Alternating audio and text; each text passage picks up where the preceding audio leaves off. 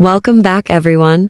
This is part 1 on a brand new What If, and the name of it, What If the Transformers Were in High School? DXD, Chapter 1. Millions of years ago, before humanity came into existence, there was a war. A civil war between two factions that split their planet in two. One side fought for freedom, the other fought for tyranny. Their war was so great that not only did they turn their life-giving world into a barren wasteland, a massive grave, but their conflict pulled in other worlds. Some were asked out of desperation by one faction. Others were forcibly conquered and enslaved by the other. These sides of the conflict were an ancient species of sentient beings that were among the first to come into existence in the universe. Unimaginably wise, yet more human than some would admit. These beings were named after the home planet they fought for and regrettably destroyed. But when their conflict came upon a little world called Earth, its inhabitants came to call these beings by another name, one born from their power and cultural way of life, the Transformers. Your choice. Home right bracket dash dot dot it was another day for a Japanese boy named Hyoudou. He woke up in his bed, surrounded by beautiful girls that love him, and all of them were naked. It was normal, and none of them, despite this being maybe the 50th or 60th time, they all still had their V cards. He had the beautiful Ria's Gremory cuddling him on his right arm, the petite Koneko wrapping herself around his waist next to Ria's.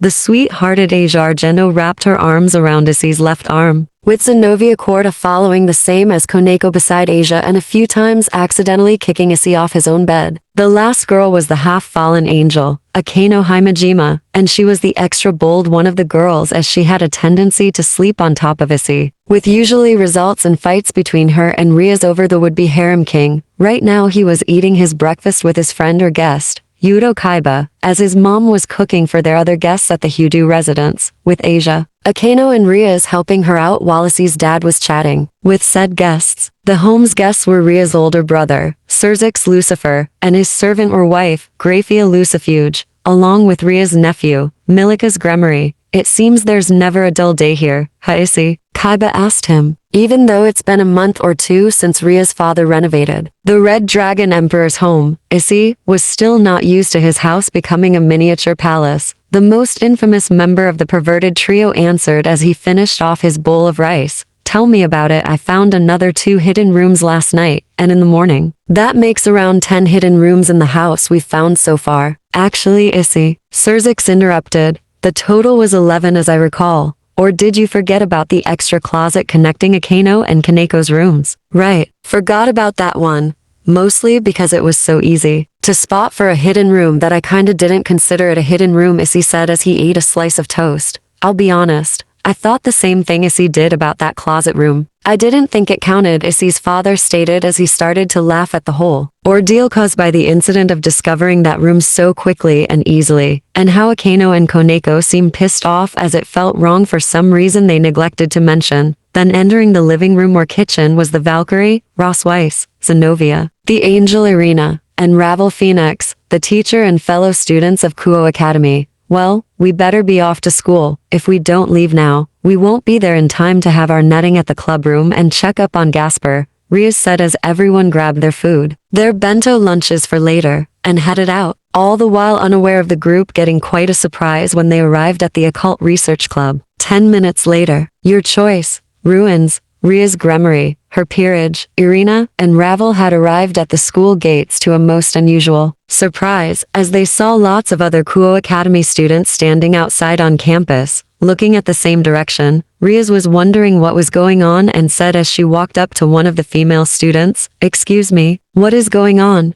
She answered her own question as she and the others saw what everyone was staring at. It was the old school building that was the base of the Occult Research Club. There were several massive holes in the building with dust billowing out of them and the cracked windows and smashed doors. The cracks in the ground surrounding the building seemed to indicate that the damage the building sustained were from meteor impacts, which would explain why she didn't get an alert that the building was under attack, as it had magical barriers in place to prevent attacks from groups like the Chaos faction. Whoa, it looks like a disaster zone here. Issy thought aloud, everyone else thinking the same thing, until he suddenly remembered. Oh Gasper, he's still in the building. His fellow comrades' expressions widened with shock as Issy's comment reminded them that the vampire member of Ria's peerage lived in the building and could be hurt, or worse from multiple meteor strikes. They rushed into the building, ignoring all the students and faculty telling them to wait for the authorities to investigate. Issy and Kaiba tackled the entrance doors open as they were bent shut and wouldn't budge. Koneko bolted ahead inside to begin looking for Gasper, joined by Zenobia and Irina as they head for his room. Rias took a few moments to inspect the damage that will likely cost her family a fortune to repair. The walls collapsed, the pipes burst, the floor and ceiling was ripped up in several places, windows were either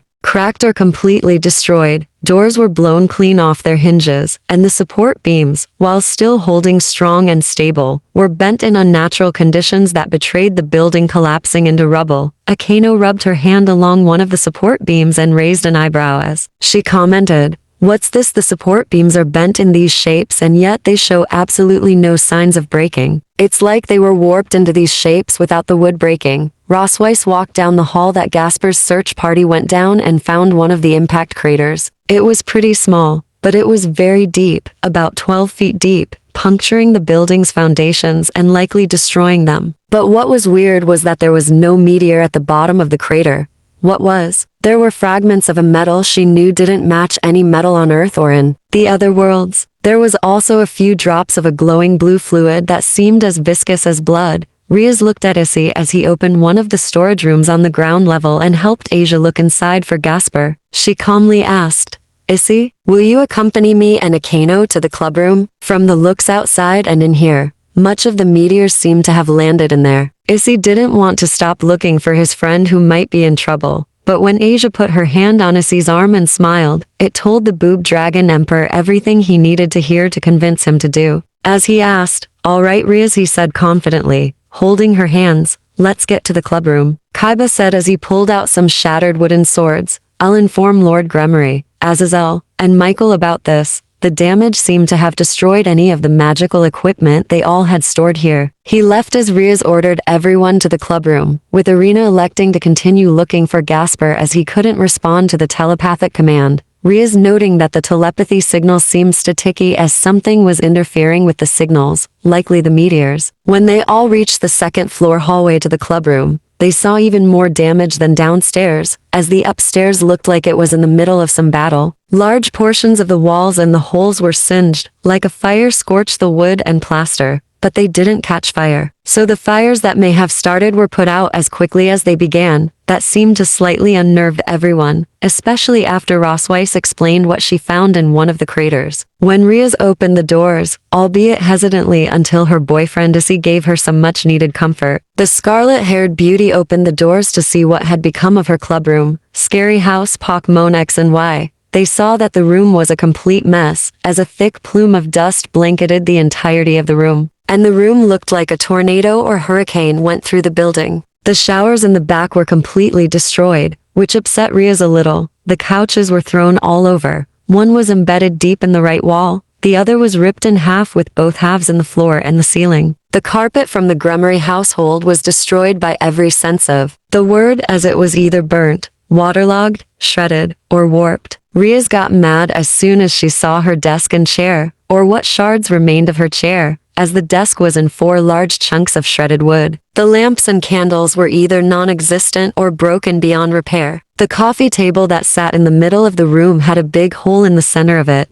My, it seems our beloved clubroom sustained the most damage of the entire building. Akeno commented as she picked up a fan, only for it to crumble away into dust. "I'd like to know what happened here," Ravel Phoenix said, before she tripped on something and it made a loud metallic thud. Some snaps of wood breaking alerted everyone after Ravel's trip, and then something fell through the ceiling. When it landed, it made a loud thud that echoed for a bit. It sounded like the thing that fell from the ceiling was made of metal too, and it sounded heavy as the wooden floors buckled and snapped as it hit the floor. After it broke the coffee table, the impact shoved the dust in the room out the door or other holes, clearing up the room's visibility somewhat. They saw how much worse the room looked, but also saw littering the floor. Ravel shook her head as she saw what she tripped on, and looked shocked as she saw a metal man. Irina heard the loud thud and warped over to the clubroom, and she lit up the room as saw what everyone was staring at. There were around 15 metal men lying down all over the room. 3 were dangling from the holes in the ceiling. They all had different colors and shapes and sizes, and as he pointed out, they looked like robots. Ravel saw she tripped on what looked like the biggest one in the room. A 11-foot tall, boxy metal bot that was gray and golden yellow in its body's colors. Riaz and Issy looked at the one robot that lays in the middle of the destroyed coffee table. It was a pretty big 6.5-foot tall robot, with a solid boxy frame, and was colored red and blue. Upon closer inspection, Issy noticed right off the bat that there were certain details on the red and blue robot had elements that seemed to belong to vehicles. It had windshields on its chest, tire wheels and gas tanks on its blue legs, and it had a truck's grill where its abs would be. Everyone else looked at the robots and noticed that aside from the one Ravel tripped on and another one located where the showers were,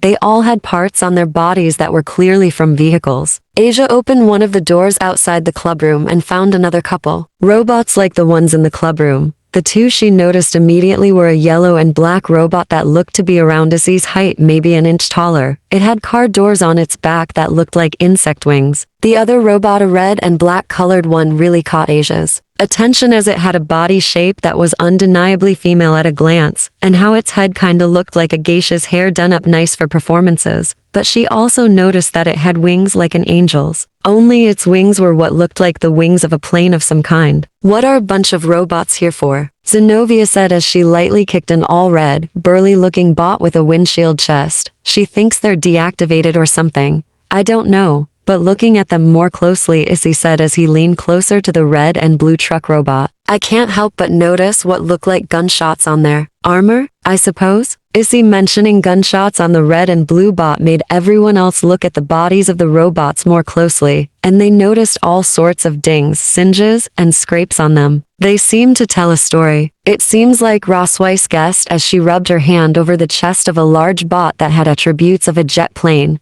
The marks on their chassis make it like these robots were built for combat. But the marks, they make it more clear these robots have seen war. War? Irina asked. There hasn't been a war fought with robots like these, ever. Which is why I don't think that they are robots built by humans at all. Ross Weiss interjected as she moved a robot's arm around to get a grasp on its capabilities. From what I've read up about robots, these things are exceedingly mobile. Their range of movement is far more advanced than anything today. It's more like a human in terms of mobility. The Valkyrie or Devil was adjusting her hand to get a better hold on the jet robot's arm, when her fingers touched its wrist joint, and for a second, Ross Weiss let out a scream of shock and let go of the arm immediately, it making a thud as it landed on its chest. Akano asked her fellow Devil with surprise, "What happened, sensei? Are you alright?" Ross Weiss fiddled her fingers for a moment, and then replied with clear shock in her voice. I felt a pulse when I grabbed its wrist. It felt exactly like a pulse from a heartbeat. That made everyone get chills as Ravel quickly got off and away from the giant robot she tripped on, clearly freaked out about a robot having the pulse of a living thing. Everyone else but Issy started to back away from the robots like they were cockroaches, the perverted boy looking at a mark on the red and blue robot's left shoulder. It kinda looked like a face, and he then saw the other nearby robots having the same mark on their bodies, and on the non-red bots the face like mark was red in color and they all matched the bot he was observing. Issy commented, "Why does that mark look so familiar? I know I've seen it before somewhere."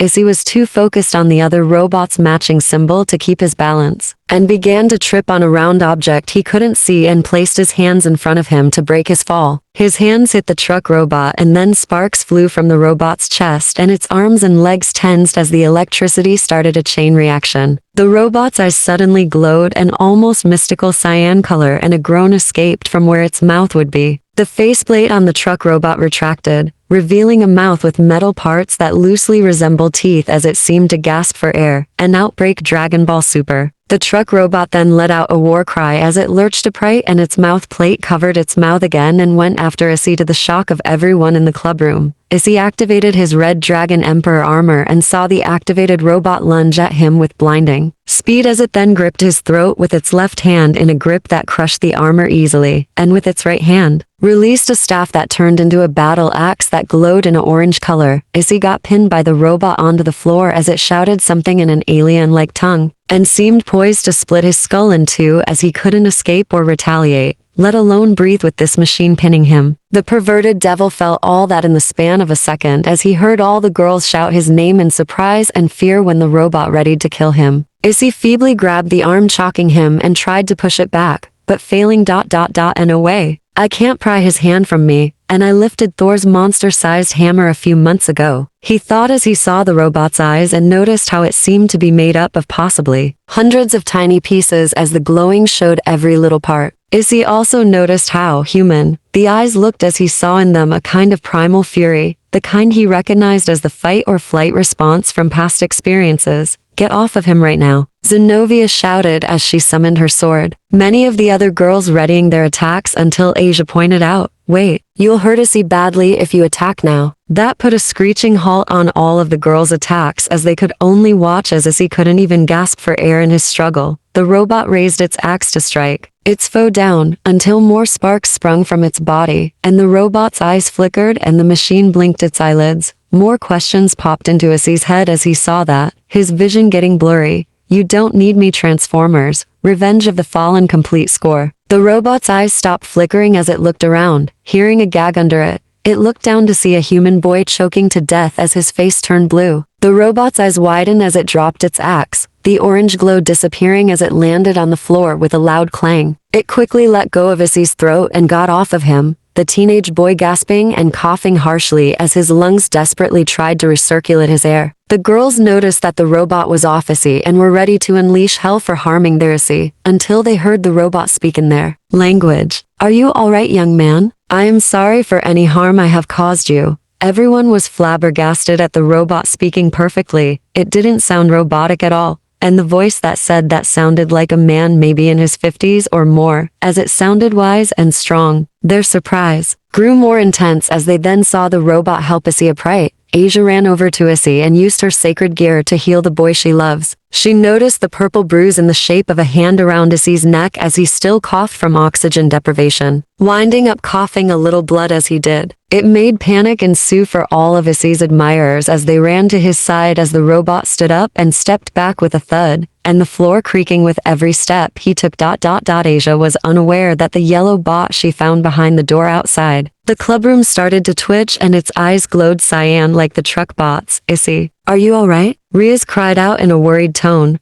the robot looking around as Issy replied he was fine, softly muttering, where am I? Zenobia heard the robot's voice and in a fit of rage, dashed at the robot as it sidestepped from the thrust of the blue-haired girl's sword. She shouted angrily, I'll make you pay. The robot noticed her face and noticed the other robots lying down on the floor, and without hesitation, made his move. Zenobia tried to swipe her weapon to cut the robot in half, but he turned again. But this time, the robot grabbed her wrist and applied enough force to force Zenobia to let go of the sword, but not enough to hurt her. Then the robot grabbed the sword and tossed it into a vacant wall behind him. Before Zenobia could recover and lunge at her opponent in response to a metallic noise she hadn't heard before, she stopped dead in her tracks as the robot turned his left arm into a firearm kind of weapon and she was staring down the middle of it. The robot has aimed the weapon right at Zenovia's brain. As she froze, she didn't see it, but everyone else saw the robot shift its arm into a kind of cannon and were stunned. The robot spoke again, directly to Zenobia in a stern, yet calm tone. I have no intention to harm any human children, and I never intended to cause you any harm or make you feel my intentions were hostile. You should not attack someone before they have an opportunity to explain themselves. Riaz looked stern as he finally stopped coughing, and said to the robot, you attacked a member of the House of Gremory, regardless of your intentions. The robot looked down to the ground. For a brief moment, everyone noticing a hint of sadness and shame on his robotic eyes, he replied after kneeling, for that, I humbly apologize for my actions. Myself and my soldiers were attacked by a monster as we traversed the cosmos. fighting our enemies for the freedom of all sentient beings. From the looks of things, we have blacked out as that monster tore our ship apart, and I have no recollection of what transpired after he broke through the hull, or how we ended up here. Ross Weiss didn't get into the fray and simply observed. She looked at the robot and noticed how it had a soul. She said, "I can tell he's telling the truth. I sense a soul within this individual." They were all too focused on the truck robot to notice the other robots beginning to stir, as he had an uneasy feeling in his mind, especially since this robot's mannerisms and voice just rang too many bells of familiarities in his head, and asked, "Who, or what are you?" The robot's mouth plate retracted and revealed his mouth and a nose of sorts, and he spoke. Koneko, seeing all the little pieces on his face fold and flex as he answered Izzy's question. "My name is Optimus Prime. I am the commander of the Autobots from the planet Cybertron." Everyone gasped at the mention of being from another planet, but Izzy chuckled a little as he said, "I knew it. I don't know why, or how, but I knew it." End of chapter 1. Link down to the comments if you want to read the rest of the story. I hope you all enjoy. Goodbye.